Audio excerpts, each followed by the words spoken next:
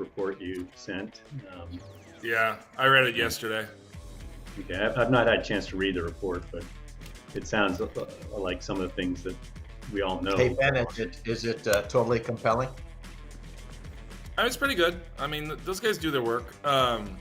Look, I think that if you've known this story for a while, like Larry Peck was talking about it this summer, I was toying around with shorting it when they did the PIK loans, like, I don't know how long ago. I guess that was summer of 23. And it was like, oh, those PIK loans will come due in 25. There's a decent amount of refinancing that has to happen this year or next year. Ally Financial's pulling back from them pretty hard, and so I guess Cerberus stepped in, which is never really a great sign. But yeah, I mean, look, that thing's been a grift forever. You know, and I think that space is tough. We shorted CarMax at $88 2 weeks ago, maybe. And so I don't know. Like, my guess is that, you know, you got the move from 260 to 190. What I would like to do is see if it can get a little like dead cat bounce, and then you'd short it again. Right now, shorting post like a Hindenburg report is always a tough game to play because, you know, the guys who are backing them are covering and then, you know, whatever. But like, yeah, look, those guys have a lot of leverage and the space isn't very good. Yeah. And every time I plot a short report, I lost. What? Sorry. I was saying every time I had a short report on one of my companies, the shorts always won. Shorts tend to win because they do more work. Yeah, no, that's exactly right. And then you would just spend 90% of your time on this one loser, and you would just best off finding other things to do. That's what I found anyway. Yeah, I've never had a good short that hasn't gone 30% against me first, just because it ends up being a battle. And a firm like Hindenburg, they put their reports out for the obvious reason, but do they also have? Do they actually trade their own book, or do they have hedge funds as customers that get like a first look? No, they have hedge fund customers that pay them to do the research. But they do trade their own book. Yeah, they're short Carvana. Yeah, I mean, I think they short as well, but I think it's more like research oriented with customers that are funding it.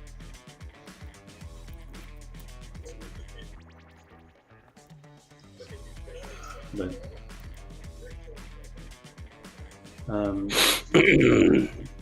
Ben, I am going to talk about new car sales because they're coming out today. But I'm also going to talk about the Fed's balance sheet that came out last night.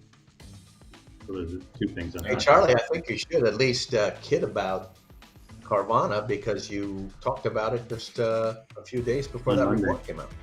Yeah, Monday. Yeah, it's just a tricky one, Paul, because of who they are. And I just don't want to get involved with people like that. I've never had problems, calling. Do you think they'll send assassins? Yeah. You can hide in Charleston, South Carolina, in my bunker down here. But I've never had. I mean, that's what I was known for, is willing to speak my mind on Wall Street. So I've never had problems calling out management teams. But there's certain people you just don't want to get involved with. Which is why you ended up as an independent research guy, not at a bank. You found out quickly that it's easier to say your name when you're, or say whatever you think when you're at a independent shop versus a working for Morgan Stanley. Charlie, I can also send a platoon of cadets from the Citadel to. Well, I'd feel safer if I bunkered there. Okay. Lawyers, guns, and money. Yeah. Money usually wins all of those. Yeah, true. Guns usually wins. What do you mean? Guns game. With money, you hire guns. Let's rock and roll. That's fair. That's fair. Boogie chilling. All right, Ben. Let's get the show on the road. Let's get the show on the road. All right, here we go. We got Jeff Macke Paul Meeks, Charlie Peabody, and Kevin Baker. They call him Bakes. We got to get going here. We got Paul Meeks on a schedule. What do you got, buddy? So, Benjamin, I've been nibbling. Actually, I'll be specific about it. I bought some Uber yesterday at 62.35, and I have a limit order in to buy some more at 60 even. Looks like it's getting away from me. But here's the story with Uber. They really haven't had that much of a disappointment, though. Since the fall, the stock has gone down a third from 90 to 60. And it's based on the narrative, which I think has now become the consensus narrative, that they are going to be not just Uber, but Lyft, the rideshare companies, are going to be disintermediated by autonomous driving. It was particularly nasty when Waymo announced that they're going from their key test markets and entering the Miami, Florida market. That got Uber in a death spiral. In the meantime, they reported a quarter, not perfect, but it never is. And in the last 90 days for this quarter, the consensus estimate for Uber has gone from about 49 cents to 48. So it's not a fundamental issue. The quarter that they reported was not a blow up in the magnitude of a 1/3 drop in the stock price. So the way I look at it is, first of all, I don't think autonomous driving is going to be a commercial monetizable thing for a lot longer than the bulls expect. That's one. Second, I actually think they are going to embrace the rideshare companies, particularly Uber, that already has a relationship with Waymo, because I think Waymo is going to get their way before Tesla. And they're going to have leveraging each other's skills. And so I don't necessarily never agreed with the thesis that Uber was going to be taken to the woodshed to zero by autonomous driving. I actually think that they're going to figure out some way to work together. In the meantime, the stock is cheap, and then I put my technical hat on. I'm going to lean on Bakes on this like I always do. I was waiting for $60 to be the trough in the stock and then actually hold that area for a while, which it kind of did the last couple of weeks of 24. And so I said, okay, I'm at least going to see some support at 60. So that's why when I bounced off 60 on a bullish Goldman report yesterday with almost a 100 target price, then I acted. I may go back, depending on what Bakes has to say. And right now I got the last tranche in at a 62 even buy limit. Bakes, if you think that that's not going to happen at this point, then I'll probably raise it. But what say you?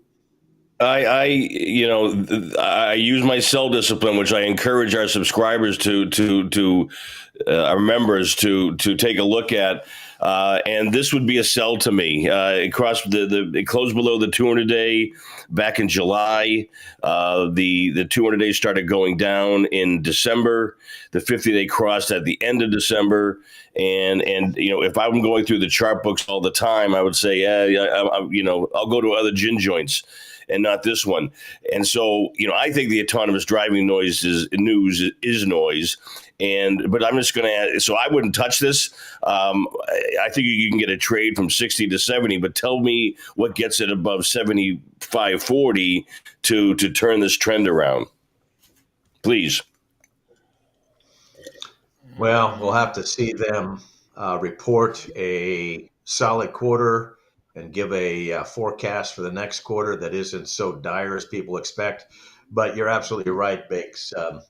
Since the narrative is totally based on the future or not of autonomous driving, I'm not going to be able to flip a switch and say, oh, the risk is off Uber, right? Because the people that believe in autonomous driving, particularly pumped by Elon Musk, will say, oh, yeah, it's coming. Yeah, we'll see.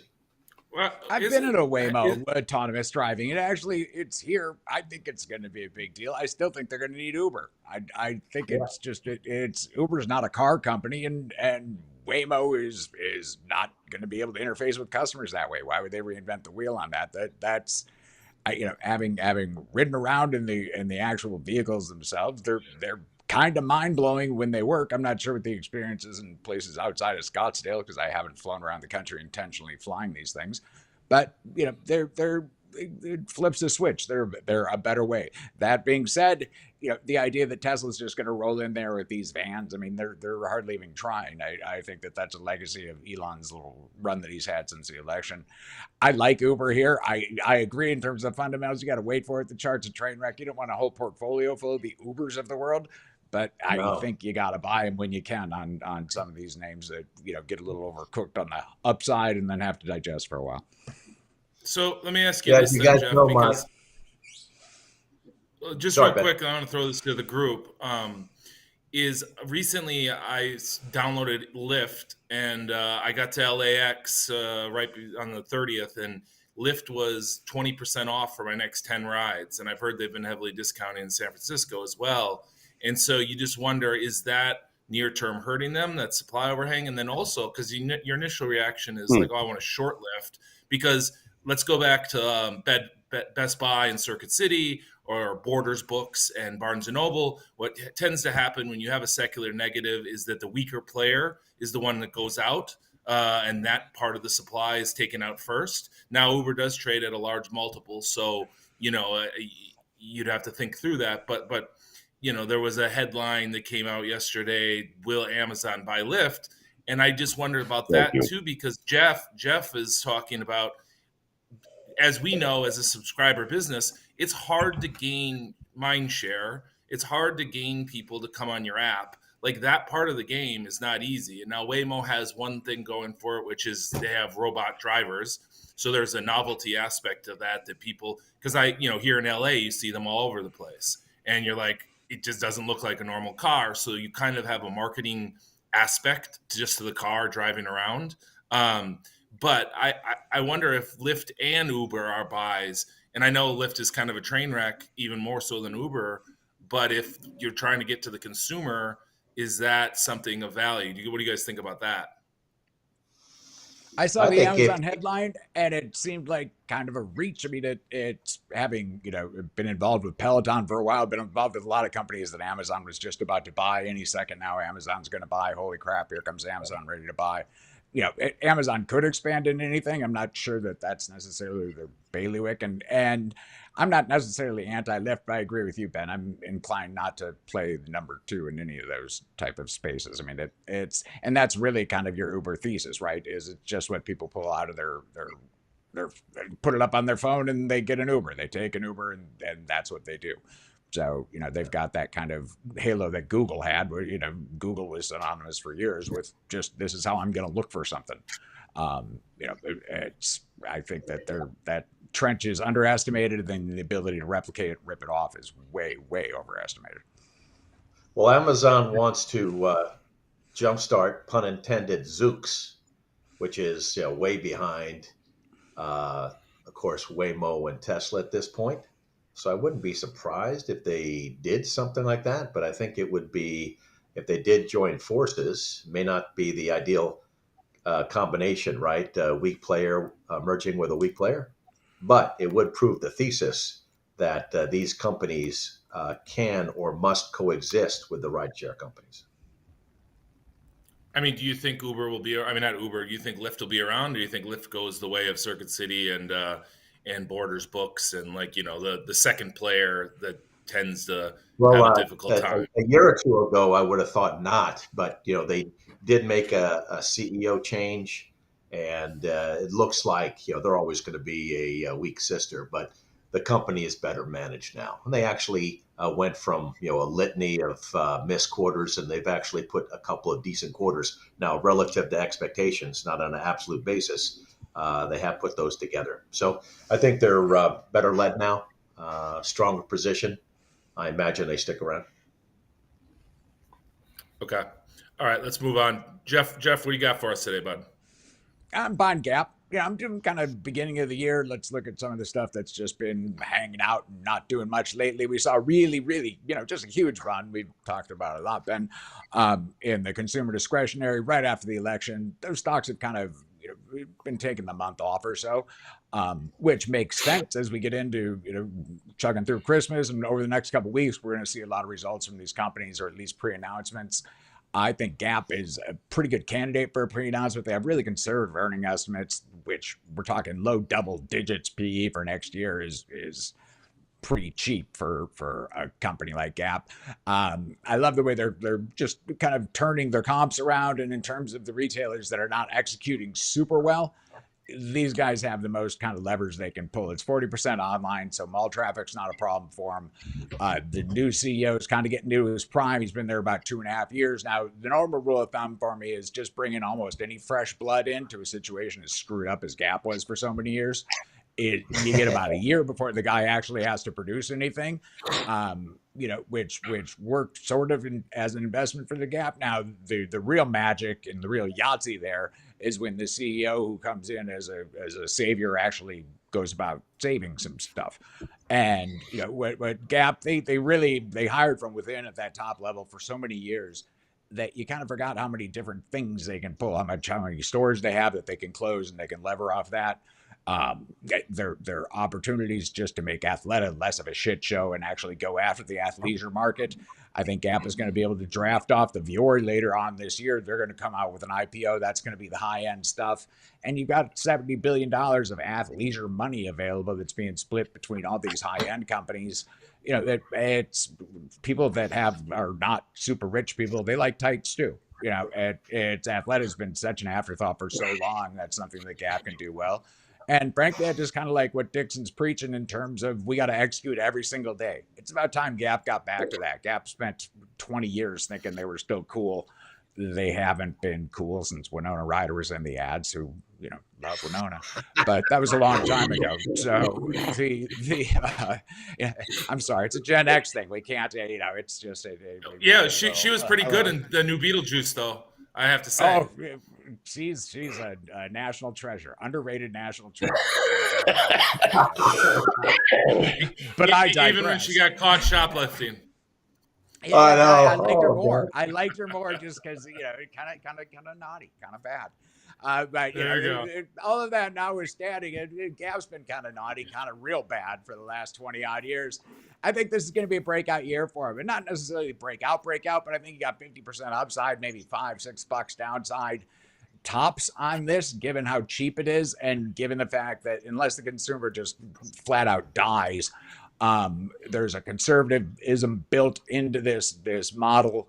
It's not a place where people lined up all day. I also like Abercrombie & Fitch, which is a place where people were lined up all day. It's trading at 15 times earnings, but spent last year mostly in the penalty box after an explosive January. But Gap has more of a base going for it. I think we're just going to kind of chill out here in the very low 20s and just build a platform. I'm not sure when it happens over the course of this year, but I really love the way they're set up here. A little bit of execution could go a long way and give you a pretty decent shot up to those 2021 kind of post-pandemic highs. So you're thinking like 28, 29, 30? I'm thinking it gets into the 30s. I think we can get at least into the 30s. There's a lot of room for multiple expansion. There has not been any for pretty logical reasons because they haven't been able to get their divisions going. This quarter is likely going to be the first time that all their divisions are going to comp positive for the first time in forever. Old Navy is really the straw that stirs the drink, along with Gap brand, but they can make Banana Republic work a little bit. Athleta, again, is the huge wild card, just because that's a really big opportunity in athleisure that just has done nothing. Has never enjoyed 1 second of buzz, has never earned 1 second of buzz. I've seen literally people lining up to get into a Lululemon, standing in front of Athleta, selling largely tights. We're both selling tights, and Athleta can't give them away. Lululemon's charging $120 for them. That's telling. That's starting to change a little bit, just as they find their customer. Old Navy's expanding out of just being a denim dumpster into clean stores that respect people. You can go a long way with that as well. Again, there's just a lot of stuff that a good CEO can do. And that's where they are now. It's after throwing long balls with, we're going to let Yeezy design all our product. We're going to, it's hire from within and get back to when we were sexy and hot. No, you're not. You're going to be the Gap. You're going to be a nice basics company, and that gives you a nice 15, 20 PE. That's good enough to get me to 36. Okay, 36. Wow, that's a call. Gap. That's a call. We're going back to 50. we're going back to the original specialty retailer with our man, Mr. Retail, Jeff Macke. All right, like now let's go to our local bank analyst. How are they going to finance all those athleisure Gap purchases, and what else you got for us, Charlie? Oh, I think you're on mute. I'm going to talk about new car sales because they'll be coming out over the course of today. We sort of previewed this on Monday and said this may be the last hurrah of good news, and suggested being on the short side of some of these independent car dealers like Carvana, AutoNation, and CarMax. But today we will get new car sales over the course of the day. They're supposed to be strong. I think we're going to finish the year somewhere around 15.8, 15.9 million units sold. Jen, if you can put up the first table. I have a table showing some of the new car data. The third column shows the sales through November, excluding fleet sales. And, we're running over 1.1 million, and we probably should do, as good as that, if not better, here in December. But the key here is what's going on in order to get these cars moved off the lots. And when you're thinking about car sales, particularly new car sales, there are 4 variables you have to think about: wages, loan rates, incentives, and car prices. And we know wages right now are moving in the right direction. Loan rates for new cars are just under 9%, and they're remaining sticky. They haven't come down with the Fed cut in rates. And it's largely because delinquencies and repos are going up in this industry. Delinquencies today are higher than they were pre-pandemic. And so in order to absorb that cost of higher losses, the dealers are keeping their loan rates high. And so we're not seeing much budge there. Incentives, I don't know if we have that next chart. Before we go to the next chart, sorry, Jen, if you can go back to the table, I'm sorry. If you can go back to the table. The first column of the table shows inventory. And you can see that inventory is building on the lots. And that's something, as a bank analyst, I hear from my banks, is that floor plan loans, or the utilization rates on floor plan being, the cars on the lot that have to be financed as inventory. You can see that inventory is rising. And I hear from all my banks that the drawdowns on these utilization rates for floor plan is increasing. So that's another indication that while sales are healthy, the inventory on the lots continues to build, and you can see that in the first column. So the way you move that, and now you can go to the next chart. The way you move that metal off the lot is with incentives,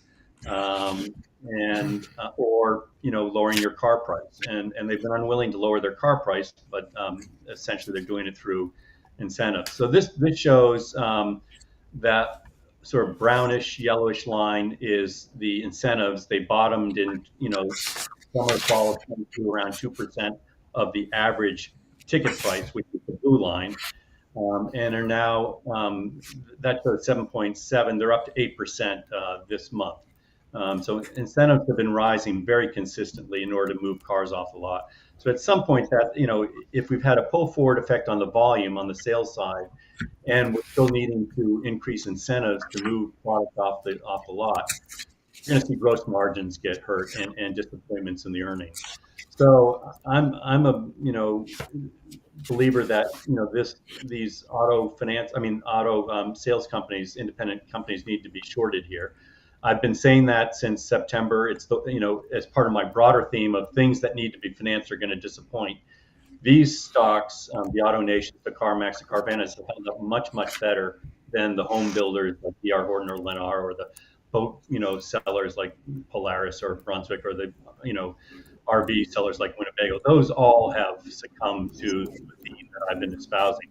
The auto companies have not, and unless you're an OEM. I mean, Stellantis and Volkswagen are flat on their back, but these other ones have not. So I think it's their turn now as we move into the new year.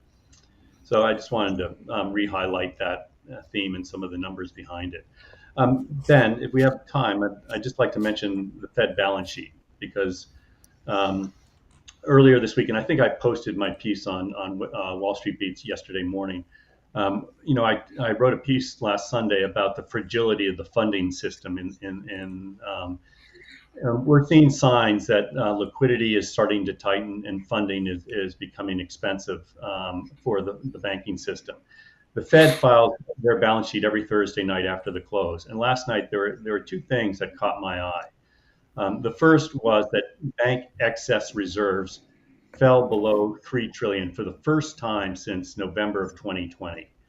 And the importance of that is the Fed wants to keep bank reserves somewhere above 2.5 trillion. And it's been floating above 3 trillion, for a while now. And this is the first drop below 3 trillion that we've seen in many, many years. So it's significant. And the reason, those numbers, are cited, the 2.5 trillion, is the Fed believes in an ample reserve monetary system that you have to have reserves equal to somewhere around 7 to 8% of GDP. So if GDP is running around 29 trillion, then you want excess reserves in the banking system somewhere between 2 and 2.5 trillion. And we dropped quite rapidly last week. Now I went back and looked at 23. I went back and looked at 24 in terms of year end, and there was nothing that suggested that this was seasonal. And because that was my first thought, is it might be seasonal, but we didn't get the same kind of drops at year end in 23 in 22 and 23. So it does suggest that the system is being drained of liquidity. So the reason this is important is the second thing that caught my eye is if you look at what we call primary credit, which is discount window borrowings by the banking system, they jumped as well last week. So it suggested that somebody or some group of banks are having to use the discount window to supplement their liquidity needs. And more importantly, you can only borrow from under what is called the primary credit facility for 90 days. Then after 90 days, if you still need to borrow from the Fed, it goes into what we call secondary credit. We saw very slight, and I want to emphasize, very slight blip up in secondary credit last week as well, which says that somebody has been borrowing for more than 90 days from the Fed and now has to go to a second facility. And in that second facility, your collateral gets haircut a lot more. And it suggests, you don't want to borrow from in secondary credit. So it suggests there is a bank out there that's experiencing some liquidity problems. And I think that's very, very significant. So I do think the system is fragile. I think there have been a number of adjustments that the Fed has been trying to make to relieve this year-end seasonal pressure on rates, but it's not working, and that's very concerning to me. The recommendation out of this, I had mentioned back in December that I wanted to fade Bitcoin and buy gold, and I thought January would be the key period when gold would take off. And if these funding pressures and excess liquidity being drained from the system are starting to hurt, then the Fed's going to have to quit QT much earlier than expected. People thought the Fed would end QT somewhere in the spring. They may have to end QT much more quickly. And that raises the question of, are they giving in to inflation? And I think gold plays well in that. So that's what I wanted to highlight on the Fed balance sheet. Ben. Yeah, I'm with you. I think that, as you know, I think that the SOFR rates, and we talked about in the last show, are going to go a lot lower. I mean, if you look what's going on around the world, the dollar is just running over people like Saquon Barkley. And, basically... He's a non-player. We got to keep it light. Marshall's not on the show, so you don't need to pander. I was actually already letting them know how the Packers are going to come and beat them in the week one, just like the 2010 Super Bowl run. So I'm already on it. And so, but back to the dollar and the Fed. Basically, the dollar is destroying FX around the world, and both developed and emerging. And U.S. investors tend to not pay attention that much out of it because we have our little Atlantis where you just don't have to think about it. but the rest of the world does have to think about it. And if you look at global dollar liquidity, dollar supply, it's going down. And so that's going to drag rates down. And I don't think the Fed's going to care about inflation. I think the long end will care about inflation, and you'll just see the curve steepener as we've talked about, and that's been working quite well. But the question will be then is, will a dollar weaker be what eventually pops the bubble for U.S. assets? Because you look at any chart, foreign allocations to the U.S. are at all-time highs, and the equity market's about 45% foreign owned. So that's quite a bit. It doesn't take a lot of that to kind of pull out of it. As we've seen, like, it doesn't take much at these levels, like we've seen over the last 4 days of four red days in a row, the worst end and beginning of a market since 1952, since they've been, and so I think that you're on the right, that liquidity is being drained, and then eventually they're going to have to do something. And maybe that's what Bitcoin's seeing, but gold priced in other currencies is trading very well. The dollar. Right. The dollar is kind of masking gold, and people are just sitting to consolidate. But that's what you want. We talked about gold in the fall, and I've been a huge gold bull on this show since we've started this company. But no one's talking about gold right now, And some of the gold miners, silver miners, actually had some breakouts yesterday. So I'm with you there. I think that's something people should look at. All right, I think we'll move on to Meeks. Ben, one thing I want to support on your stronger dollar thesis and the problems that it's creating. On the Fed balance sheet, there's something called central bank liquidity swaps. And this is a way for our central bank to help other central banks around the world gain dollars, which they then give to the wards of their country, such as their local banks. And those central bank liquidity swaps did jump 2 weeks ago, and I wrote about this last Sunday. And then in addition to that, the Fed issued SDRs. The Treasury issued SDRs to the Fed in return for dollars. Those dollars were put in the Exchange Stabilization Fund, the ESF fund, and that fund is used to help stabilize currencies. So there is a dollar problem developing out there. There's no question. There's a shortage of dollars, and that's creating some pressure on overnight funding rates as well.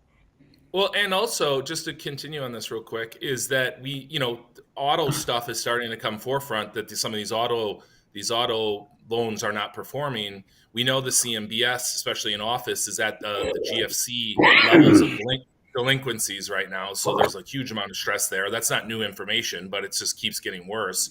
And so you have collateral damage all over the place, and in treasuries themselves, with the long end, continuing to not come down as the Fed cuts. I think that as the BTFP, and maybe we can finish with this, BTFP comes off in March, right?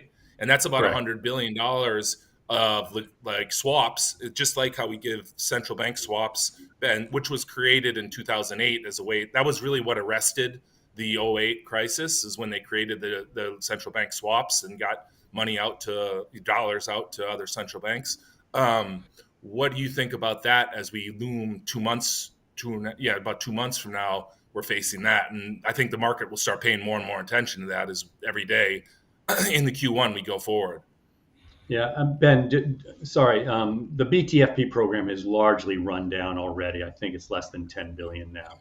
Oh, wow. I hadn't noticed that. Okay. Then that's not non-fact. Hey, guys, for those of us that don't have PhD in economics, what is that acronym, please? Bank Term Funding Program. Thank you. This was a program that was put in place when Silicon Valley failed, and it allowed you to bring your treasury securities, which were underwater at that time, and pledge them as 100% collateral to shore up your liquiidity, because you couldn't sell your treasuries because they were underwater. But you could take them to the Fed, and they'd give you 100 cents on the dollar. Got it. No, 95 cents. They took 500 bips haircut. Not on BTFP, on treasuries. Well, we can talk about this offline. It's fine. But that program only had a year of maturity to it when it was in place, and so Ben's absolutely right. In March, it'll go to zero. but it's largely been run down right now, which is why you're starting to see these discount window borrowings from some of these institutions that were using that program to shore up Right, their liquidity. right. That makes sense. That makes sense completely. All right. Well, so basic takeaway is liquidity keeps kind of draining both from a strong dollar, from underperforming assets or collateral, and then, the stubbornness of inflation isn't allowing the rates market to kind of go lower for people. So, there is definitely rising issues on the horizon here. Okay, Kevin, what do you got, buddy? January is going to be a very tough month because some of these programs that the Fed put in place to get us through year end, they're going to start to go away by the middle of January. And if these funding pressures don't recede, then I think we're going to have a very ugly January. Yeah, and just again to go back to my view is that you just buy the DEES 25 or DEES 26 SOFR futures, and they're both not around 96. And you think about that as just a discounted dollar. And if the world's short dollars, and that's what you have when you have a dollar rally, then why not buy short duration dollars on the discount? And that's the valve that they'll have to use in order to ease things. And inflation. But I think to the point about gold, to tie this all together, is that they're going to not care about inflation. Like they're going to view that as not as important as the banking system, as they always do. Yeah, I mean we're setting up for. Go ahead, Kevin. Yeah, let's just move on. We can talk about this more, and we could talk about this for hours, Charlie. I think these two guys are like, come on, let's talk about some stocks. Well, all right, what do you got, Kevin? I'm buying Agnico Eagle, AEM. I'm buying, Ashanti Gold, AU. So there are stocks there to be bought. Yep. And there's stocks to be sold like AutoNation and CarMax. Go ahead, Bakes. Sorry. There you go. From yesterday, I had technical difficulties, so I couldn't finish this. My voice has been going down an octave a day with my illness. But for the gas and oil conversation yesterday, which I really wanted to participate in, gas is better than oil, and I've been talking about CRK, Comstock Resources. That's acted way better than the oil-heavy Devons of the world, and I think Bob is adding to natural gas as we there's a cold snap, but I also think that there's a flow issue. Everybody on CNBC that underperformed last year, which is almost all of them, they all say, well, I don't own NVIDIA because it's too expensive for me, but I think energy is going to finally have a run, and maybe it will happen sometime. I'm starting to think we're getting there. So that's one thing. Jim, pull up my chart here, please, the UAE chart. And, for our members and potential members, I'm a little crazy. I'm the chartist, and I go through every ETF out there, and I'm just looking for changes in trend, both positively and negatively. And this is United Arab Emirates, UAE. This is the MSCI UAE ETF from BlackRock. It's a decent-sized ETF, $40 million. It's a clear breakout on clear volume. So things in the UAE are getting better. Full disclosure, I haven't pulled the trigger yet. I'll tell members, later. I'll bring them back in and say, hey, because I have a very specific buy discipline that I will share with members. So I buy within 5% of the breakout point, and I don't chase things, and I limit losses, and I let my winners run. This is $40 million. It trades $1 million a day. Here are the top 10 holdings. Jen, if you can add those. And I was surprised. I expected this to be the energy fund. And I go, Dan, do I need to own, 40% energy in a part of the world that I couldn't find on a map? Well, it isn't. It's energy's 5% of the ETF. They're doing what Saudi Arabia is doing. They're diversifying their economy very adroitly, from what I understand. Financials are 37%. Real estate is 22%. Communications 16%. The PE is 10%. So for the Martians of the world, they'll think I'm a wild-eyed growth guy guy that, no valuation is too high for me. Have that at price to book is 1.5, and there are no ADRs for any of these stocks. So if you want to buy them, you got to buy them. It's easier to buy them through the ETF. You can, but I think UAE is very interesting, and I'll let you know when I pull the trigger. But these are the kind of things that I don't see anybody on CNBC talking about. We talk about Wall Street Beats for our members, and we talk our book, and we'll tell you when we're right and when we're wrong. So that's it. Any questions, guys? I like energy as a theme, Bakes. I think you're spot on here. Yeah, I like it. I don't see the whites of their eyes. I think a lot of people are kind of like, it's like you hit a golf shot and you lean because you want your ball to be in the fairway or the first cut, but the ball's going to do what the ball's going to do. If I wait to see a stripe down the fairway shot where the market has told me there's a change coming or is occurring right now in energy. We started like CRK, we saw it. My YPF in the Argentina ETF has been acting great forever. So I'm starting to come around. But I hate having dead money while I'm waiting around to be right and arguing with the market and tell the kids to get off my lawn. So that's just my thing.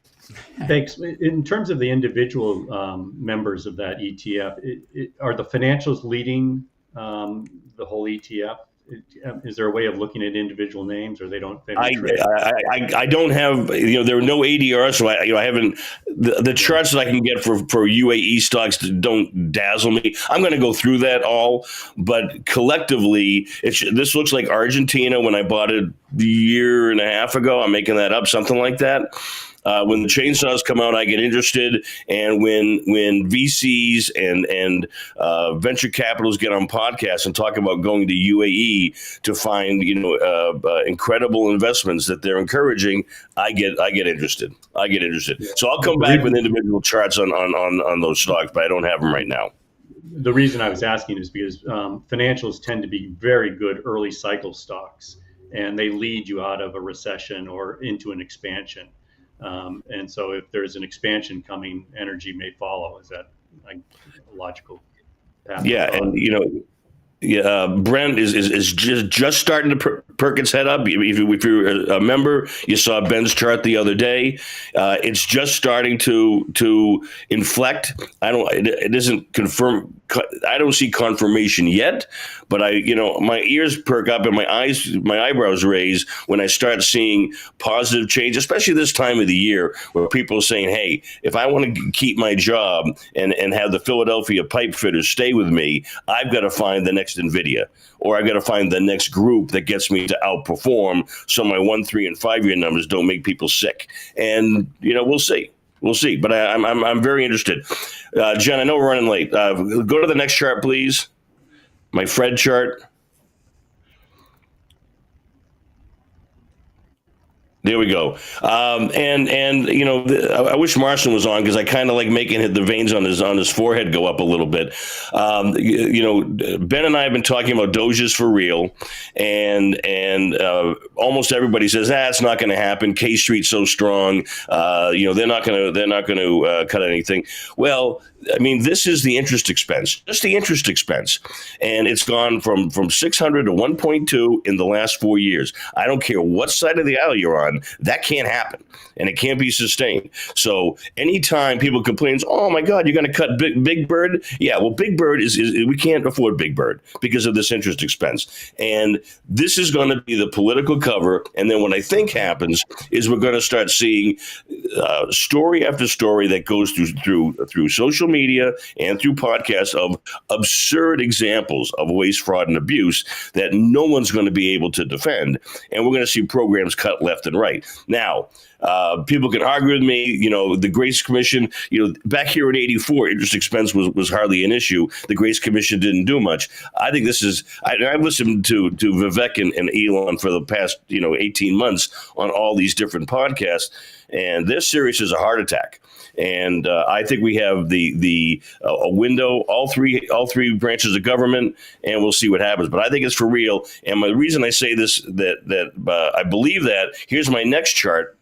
and this is Ben Bray's great short. Okay, if you remember, a member, Ben, right after the election, short of this at 185 some odd. I'm making that number up, but we're close. 28% in about 5 weeks or less.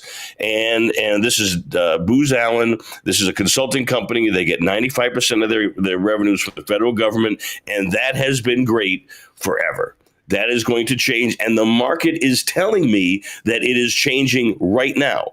That is a breakdown. That's high volume. That is people saying, you know what?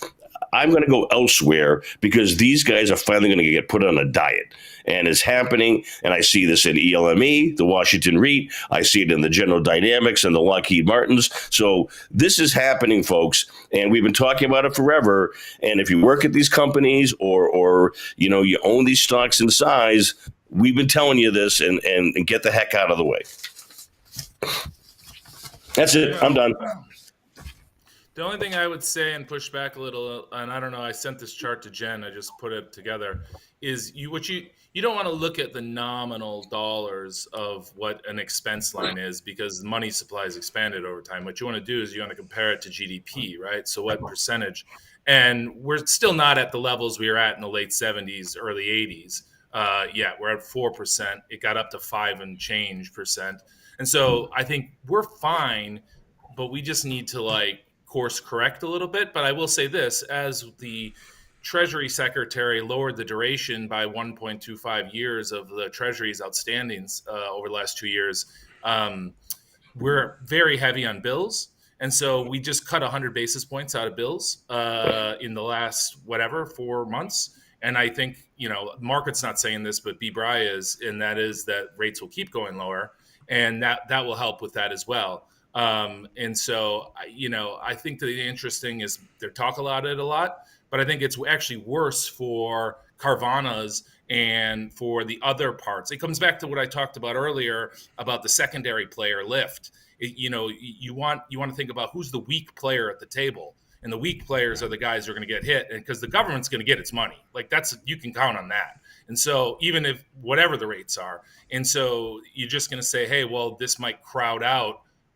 And to go back to Charlie's theme that he's been talking about for a long time, you need to get financed. So if you're in the private sector and you need to get financing, well, it's going to be harder and harder. And, if you're running a leveraged book and you need to refinance, it's going to be harder and harder. So I think that's the bigger takeaway rather than just the government can't sustain this. That would be my point on this. I mean, whether they do it or not, I think that's speculative. I think that it's underestimated, the probability of it. But it is a very tight majority in the Congress right now. So it's not, though they have a 30-seat lead or something, they only got a couple. And we'll see today, by the way, at noon, they're going to have the Speaker of the House vote. And we'll see, I think that'll be a good litmus test for what they're going to be able to get done.